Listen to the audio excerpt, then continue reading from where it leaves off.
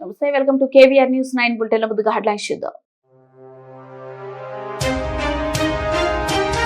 Congress party ప్రభుత్వంలోకి వచ్చాక పాలమూరు ఎత్తిపోతల పథకంలో ఒక్క తట్టెడు మట్టి కూడా పోయలేదు కేసీఆర్.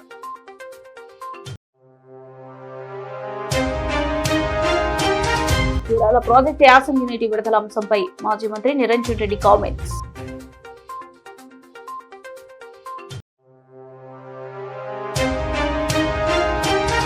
ఆందోళనకర స్థాయిలో దళితులపై పెరిగిన దాడులు, జాతీయ ఎస్సీ కమిషన్ సభ్యులు రామచందర్.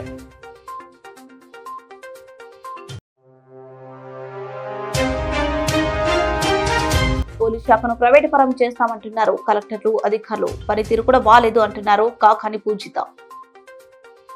రాజకీయాల్లో గెలుపోటములు సహజం, కానీ ఎంత తెలివి తక్కువ దద్దమ్మ ప్రభుత్వం వచ్చిన రాష్ట్ర ప్రయోజనాల కోసం ప్రయత్నిస్తారు. కానీ కాంగ్రెస్ పార్టీ ప్రభుత్వంలోకి వచ్చాక పాలమూరు ఎత్తిపోతల పథకంలో ఒక్క తట్టెడు మట్టి కూడా ఎత్తిపోయలేదు. కేంద్ర బీజేపీ ప్రభుత్వం తెలంగాణకు మొదటి నుండి శని తెలంగాణలో ఏ అభివృద్ధి కార్యక్రమం జరిగినా వ్యతిరేకిస్తుంది.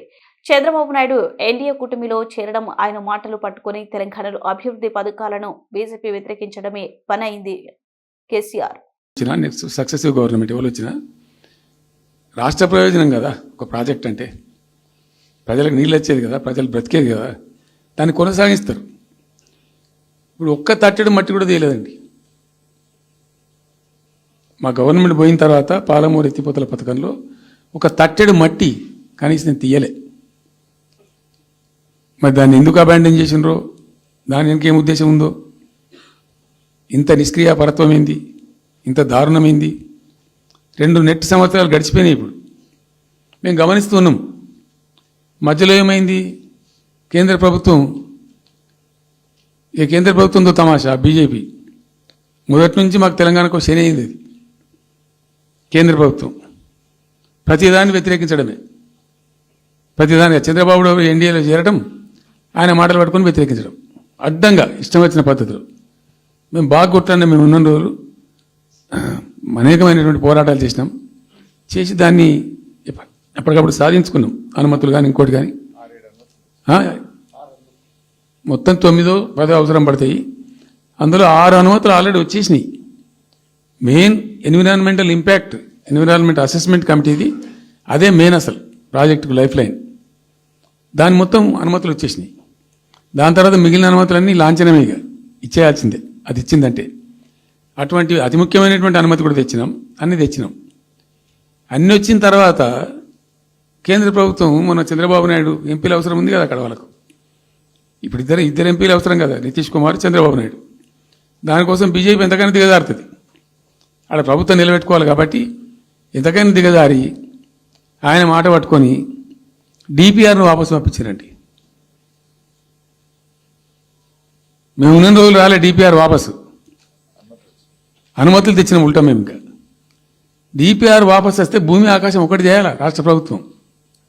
ఎంత లొల్లి చేయాలా, ఎంత హడావుడి చేయాలా, ఆల్ పార్టీ డెలిగేషన్ తీసుకుపోవాలి. అవసరం వస్తే మేము వడ్లు కొనకపోతే పోయి ఢిల్లీలో ధర్నా చేసినామండి. మేము అప్పుడు మా గవర్నమెంట్ ఉన్నప్పుడు రైతులు పండించిన పంట కొనకపోతే యావత్తు ఎమ్మెల్యేలు, క్యాబినెట్ అందరం పోయి ఢిల్లీలో ధర్నా చేసి కేంద్ర ప్రభుత్వం మెడలు వంచినాం. మేము 80 లక్షల టన్నులు మనకి తీసుకుంటామనేటువంటి ఒప్పందం మీద సంతకం చేయించుకొని వచ్చినాం. వడ్లు కొనిపించినాం ఎఫ్సిఐతోని. మామూలు వడ్లు కొనకపోతేనే మేము అంతా అడావుడి చేసిపోయినాము. కానీ ఒక ఇంత పెద్ద ప్రధానమైన 3 జిల్లాలకు సంబంధించిన ప్రాజెక్టు డిపిఆర్ వాపసు పంపిస్తే వీళ్ళు కుయ్యలేదు, కుట్టుకోలేదు, వాళ్ళకి చెప్పని కూడా చెప్పలేదు. తెలియదు ఎవరికి బయట. జస్ట్ దేవర్ మమ్. ఇంకా బాధాకరమైన అంశం ఏంటంటే వనపర్తి జిల్లా ఆత్మకూరులో జూరాల ప్రాజెక్టు యాసంగి నీటి విడుదల అంశంపై మాజీ మంత్రి నిరంజన్ రెడ్డి, మాజీ ఎమ్మెల్యేలు ఆల వెంకటేశ్వర రెడ్డి, చిట్టెం రామ్మోహన్ రెడ్డిల ప్రెస్ మీట్. మాజీ మంత్రి నిరంజన్ రెడ్డి కామెంట్స్. కృష్ణానది ప్రవహించేదే ఉమ్మడి మహబూబ్ నగర్ జిల్లా. సరైన సమయంలో ప్రాజెక్టులు కట్టకపోవడం వల్లే పాలమూరు జిల్లాకు ఈ దుస్థితి.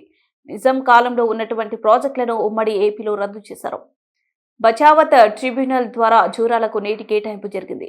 6.5 టీఎంసీలు మాత్రమే జూరాలలో ఉంటాయి. 1,10,000 ఎకరాలకు నీళ్లు ఇవ్వడానికి 3 ఏళ్లు పట్టింది.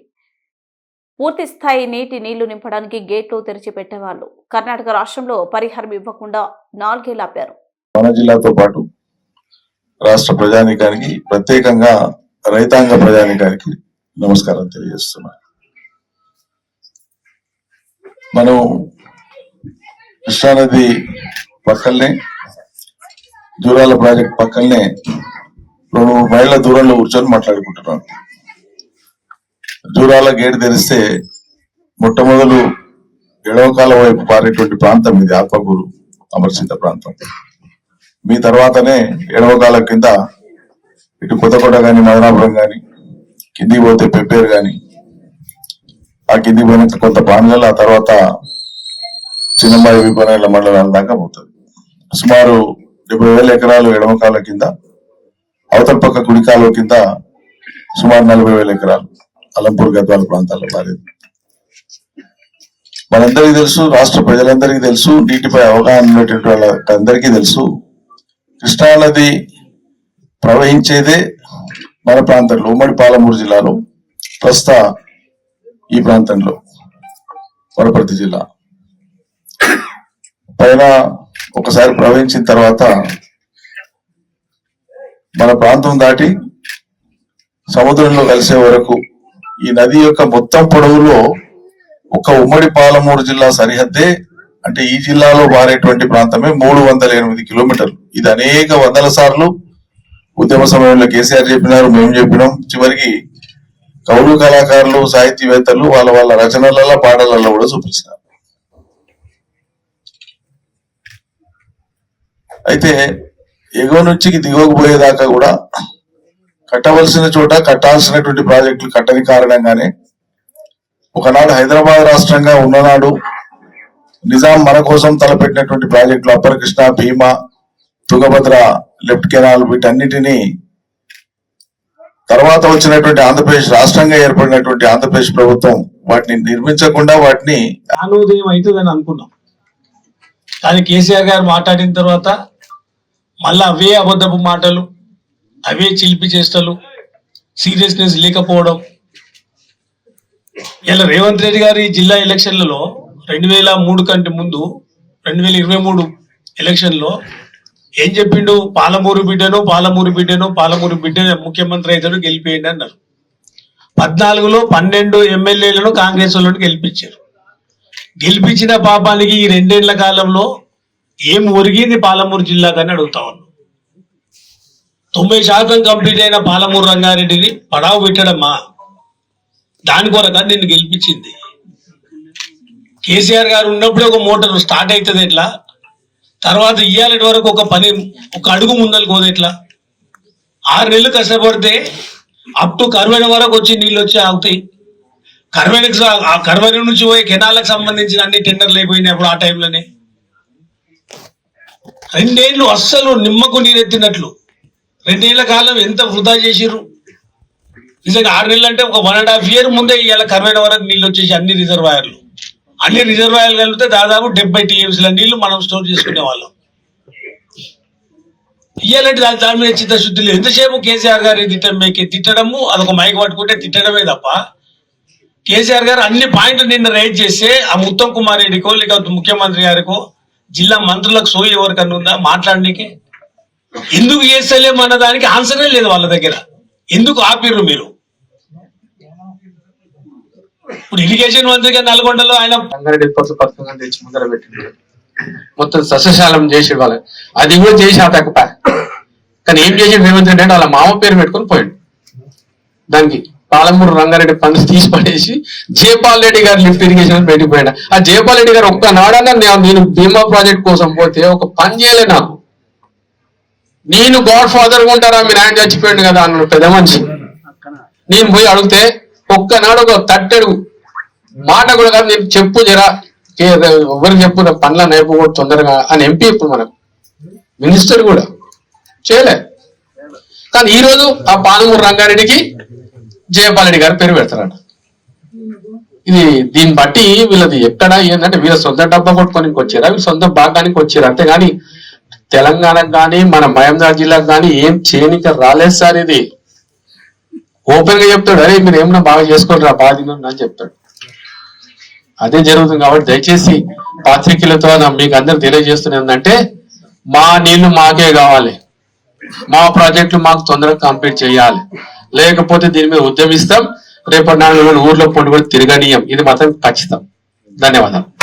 ఆందోళనకర స్థాయిలో దళితులపై పెరిగిన దాడులు, జాతీయ ఎస్సీ కమిషన్ సభ్యుడు రామచంద్ర రాష్ట్రంలో జరిగే అన్యాయాలపై పోరాటం ఆగదు. ఎంపీ మధ్యల గురుమూర్తి న్యూఢిల్లీ రాష్ట్రంలో దళితులపై దాడులు, అణచివేత చర్యలు ఆందోళనకరం స్థాయిలో పెరిగిపోతున్న పరిస్థితులపై జాతీయ ఎస్సీ కమిషన్ సభ్యుడు రామచంద్ర పత్రిక ముఖంగా స్పందించారు. ఈ సందర్భంగా ఆయన తెనాల్లో దళితులపై పోలీసులు పాశవికంగా దాడులు చేస్తున్న అంశాన్ని సుమోటోగా కేసు నమోదు చేసినట్లు తెలిపారు.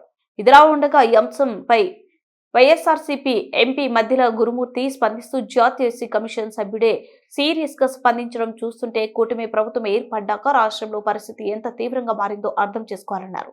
దళితులపైనే దాడులు చేసి వారిపైనే కేసులు పెడుతున్నారని ఆయన ఆవేదన వ్యక్తం చేశారు. అన్యాయాన్ని ప్రశ్నించిన వారిపైనే అక్రమ కేసులు బనాయించి జైల్లో వేసి వేధిస్తున్నారని మండిపడ్డారు. నిరంకుశంగా దళితుల్ని అలచివేస్తూ ఉన్నారు.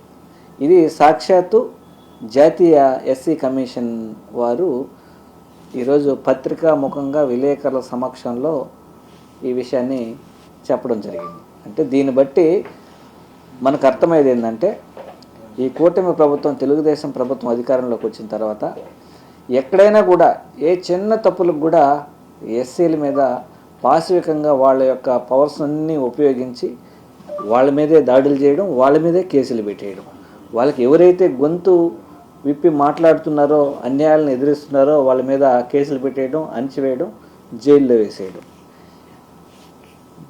చుండూరు దగ్గర నుంచి, కారంచేడు దగ్గర నుంచి, అలాగే ఈరోజు తెనాలి సంఘటన దగ్గర నుంచి, చీరాల సంఘటన దగ్గర నుంచి మనం గమనిస్తూనే ఉన్నాం. ఆంధ్ర రాష్ట్రంలో ఏ విధంగా ఎస్సీల మీద దాడులు జరుగుతూనే ఉన్నాయి. కానీ వైఎస్ఆర్ కాంగ్రెస్ పార్టీ ఖచ్చితంగా వీళ్ళందరికీ తోడుగా ఉండి అన్యాయాలని ఖచ్చితంగా ఎదురిస్తుంది. వైఎస్ జగన్మోహన్ రెడ్డి గారి యొక్క ఆధ్వర్యంలో ఖచ్చితంగా అండగా ఉంటుంది. ప్రతి ఒక్కరికి న్యాయం జరిగే విధంగా పోరాటం జరుగుతుంది. అందుకే ఏ చిన్న ఇన్సిడెంట్స్ ఎస్సీల మీద కానీ, ఎస్టీల మీద కానీ, బీసీల మీద కానీ, అలాగే మహిళల మీద కానీ ఎలాంటి దాడులు, ఎలాంటి అట్రాసిటీస్ జరిగినా కూడా ఎప్పటికప్పుడు వైఎస్ జగన్మోహన్ రెడ్డి గారి యొక్క సారథ్యంలోని వైఎస్ఆర్ కాంగ్రెస్ పార్టీ ఇక్కడ ఉన్నటువంటి జాతీయ ఎస్సీ మహిళా కమిషన్ కంప్లైంట్ చేయడం కావచ్చు, అలాగే హ్యూమన్ రైట్స్ కంప్లైంట్ చేయడం కావచ్చు, అలాగే ఎస్సీ కమిషన్కి కంప్లైంట్ చేస్తూనే ఉంది. సో తద్వారా ఈరోజు ఎప్పటికప్పుడు ఇష్యూస్ని ట్రాక్ చేస్తూ ఖచ్చితంగా ఎస్సీ కమిషన్ స్పందించినందుకు ఈరోజు ప్రత్యేకంగా ధన్యవాదాలు చేస్తాం. ఆశ్చర్యకరమైన విషయం ఏంటంటే, ఈరోజు కేవలం అమరావతి రీజన్లో 85 కేసులు ఈరోజు ఎస్సీ కమిషన్లో పెండింగ్లో ఉన్నాయి. ఎందుకంటే వాళ్ళ యొక్క భూములను లాక్కోవడం బలవంతంగా, అలాగే వాళ్ళకి కాంపన్సేషన్ ఇవ్వకుండా పోవడం, తక్కువ రేటుకి భూములు వాళ్ళ దగ్గర నుంచి లాక్కోవడం, వాళ్ళకి కౌలు ఇవ్వకపోవడం, ఇవన్నీ కూడా ఎస్సీ కమిషన్ దృష్టిలో ఉండడం. ఈరోజు సాక్షాత్తు ఎస్సీ కమిషన్ వారే ఈ విషయాన్ని బహిర్గతం చేశారంటే ఎంత దారుణంగా ఆంధ్ర రాష్ట్రంలోనూ, అలాగే అమరావతి రీజన్లో ఎస్సీలని ఏ విధంగా అణచివేస్తున్నారో ఇది ప్రత్యేక ఇంతకన్నా నిదర్శనం ఇంకేం లేదు. దయవుంచి ఎస్సీ కమిషన్ వారికి వైఎస్ఆర్ కాంగ్రెస్ పార్టీ తరపు నుంచి రిక్వెస్ట్ చేయడానికి, దీని మీద త్వరితగతిన చర్యలు తీసుకోండి, బాధ్యుల మీద కఠినంగా చర్యలు తీసుకునేలాగా ఆదేశాలు ఇవ్వండి, దళితులకి న్యాయం చేయాలని ఎస్సీ కమిషన్ని అలాగే కేంద్ర ప్రభుత్వాన్ని కోరుతా ఉన్నాం వైఎస్ఆర్ కాంగ్రెస్ పార్టీ నుంచి. పోలీస్ శాఖను ప్రైవేటు పరం చేస్తామంటున్నారు. కలెక్టర్లు, అధికారులు పనితీరు కూడా బాలేదు అంటున్నారు. సీఈఓ సీట్లో కూర్చున్న విధంగా సీఎం సీట్లో కూర్చుని రాష్ట్ర మొత్తాన్ని ప్రైవేటుకు అప్పగించాలని చంద్రబాబు భావిస్తున్నారు. కూటమి తెచ్చిన విశేషాలు ఏమిటి అని చెప్పుకుంటే కల్తీ మద్యం, గంజాయి, బార్లు, పర్మిట్ రూమ్లు, అఘాయిత్యాలు ఇవే. రాష్ట్రంలో దుస్థితి ఏమిటంటే ఎమర్జెన్సీ రెస్పాన్స్ సపోర్ట్ సిస్టమ్ వీక్గా ఉందని స్వయంగా కేంద్ర హోంమంత్రి లేఖ రాశారు. పోలీసులు ప్రజల కోసం కాకుండా కూటమి ప్రభుత్వానికి వ్యతిరేకంగా ఎవరైనా గలం విప్పితే నొక్కేసేయాలని పనిచేస్తున్నారు. వైఎస్ఆర్సీపీ వాళ్లపై అక్రమ కేసులు పెట్టడం చేస్తున్నారు. కానీ పూజిత వైఎస్ఆర్సీపీ రాష్ట్ర మహిళా వర్కింగ్ ప్రెసిడెంట్. మహిళా పోలీసులు లేరు, వాహనాలు లేవు, దిశ పోలీస్ స్టేషన్లు ఏమి ఉన్నాయా లేవా అన్నట్టున్నారు. ఏమున్నాయి ఈరోజు కూటమి తీసుకొచ్చినటువంటి గొప్ప గొప్ప విషయాలు ఏంటని మనం ఒకసారి చెప్పుకుంటే, మద్యాలు, కల్తీ మద్యాలు, గంజాయి, ఎక్కడ పడితే అక్కడ ఏర్లై మద్యాలు పారును, అవి తాగి జనాలు మతి ఇదయ్యి వెళ్ళి ఆడవాళ్ళ మీద అఘాయిత్యాలు చేయను, అత్యాచారాలు చేయను. ఇదే పని ఏడపోయిన బార్లు, పర్మిట్ రూమ్లు, మధ్య ఇవి. దానికి సంబంధించి అప్పట్లో ప్రైవేట్ ఉండే, ఇప్పుడు పబ్లిక్. ఎక్కడ పోయినా బెల్ట్ షాప్లు, ఏ టైంలో పడితే ఆ టైంలో తాగొచ్చు, ఎవరి మీద అంటే వాళ్ళ మీద అత్యాచారాలు చేయొచ్చు. ఏం అద్దు అడుపు అడిగేవాడు లేకుండా పోయాడు ఇక్కడ. చంద్రబాబు నాయుడు గారేమో నేను ఆడవాళ్ళ జోలికి వస్తే అదే వాళ్ళకి చివరి రోజున ఎన్నిసార్లు చెప్పారు. అందరూ జోలికి వస్తానే ఉన్నారు, వెళ్ళిపోతా ఉన్నారు, దాన్ని ఎవరు పట్టించుకునే వాళ్ళు లేరు. పవన్ కళ్యాణ్ గారు ఆయన కేవలం ఆడవాళ్ళ రక్షణ కోసమే రాజకీయాల్లోకి దిగారేమో అన్నంత రేంజ్లో కబుర్లు చెప్పారు ఎలక్షన్స్ కి ముందు. ఆయన ఏమన్నారు, 30,000 మంది ఆడవాళ్ళు మిస్ అయిపోయారు ఆంధ్రప్రదేశ్ నుంచి వాలంటీర్ల వల్ల అని. సరే, ఈరోజు వాలంటీర్ వ్యవస్థ అయితే లేదు కదా, మరి ఈరోజు ఈ అఘాయిత్యాలు, అత్యాచారాలు ఎవరి వల్ల జరుగుతున్నట్టు? అదే వాలంటీర్ వ్యవస్థ ఉన్నప్పుడు ఆ వాలంటీర్కి సంబంధించినటువంటి ఇంట్లో ఇటువంటి ఏదైనా సంఘటన జరిగితే, ఎవరైనా కనపడట్లేదు లేకపోతే మిస్ అయ్యారని అంటే వెంటనే పోలీసులు దాని మీద యాక్షన్ తీసుకునేటువంటి అవకాశం ఉంది. సచివాలయ సిబ్బంది ఉండింది, దానికి సంబంధించినటువంటి మహిళా పోలీసు ఉన్నారు. అవన్నీ ఇప్పుడు లేవు. అవన్నీ మళ్ళీ కనీసం ప్రజల ప్రయోజనం కోసం తేవాలి తిరిగి అనేటువంటి ఆలోచన కూటమి ప్రభుత్వానికి లేదు.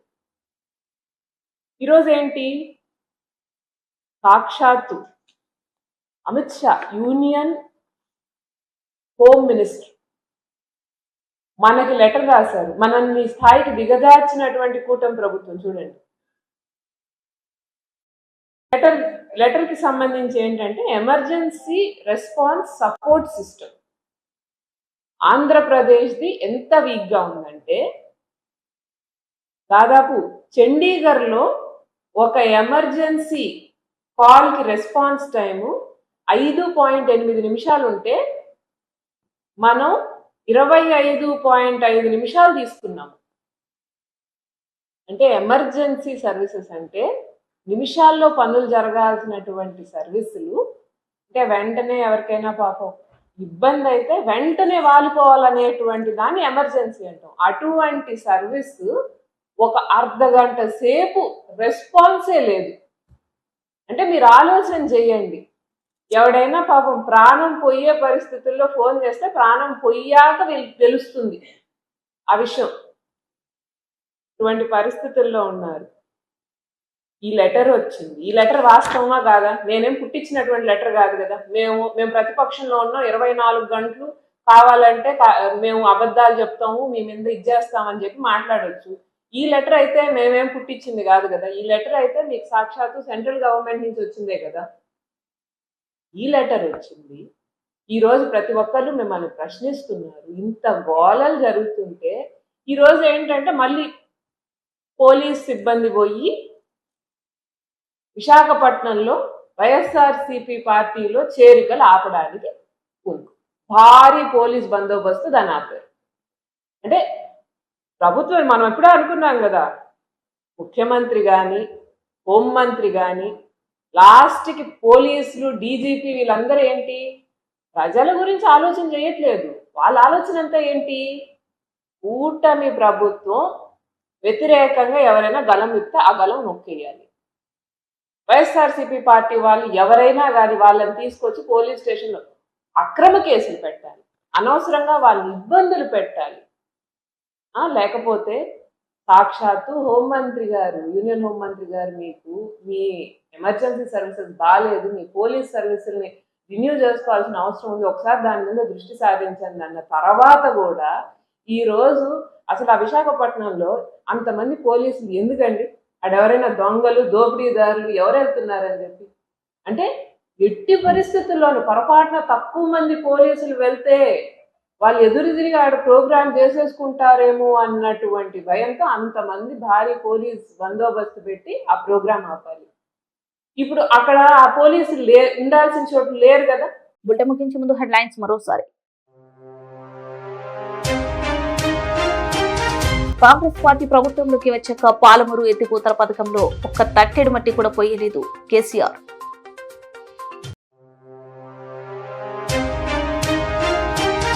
జూరాల ప్రాజెక్టు యాసంగి నీటి విడుదల అంశంపై మాజీ మంత్రి నిరంజన్ రెడ్డి కామెంట్స్.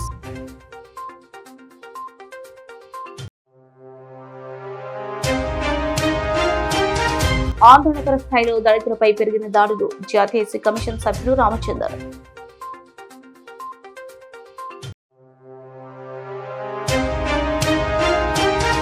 పోలీస్ శాఖను ప్రైవేటు పరం చేస్తామంటున్నారు కలెక్టర్లు, అధికారులు. పనితీరు కూడా బాలేదు అంటున్నారు కాకాని పూజిత.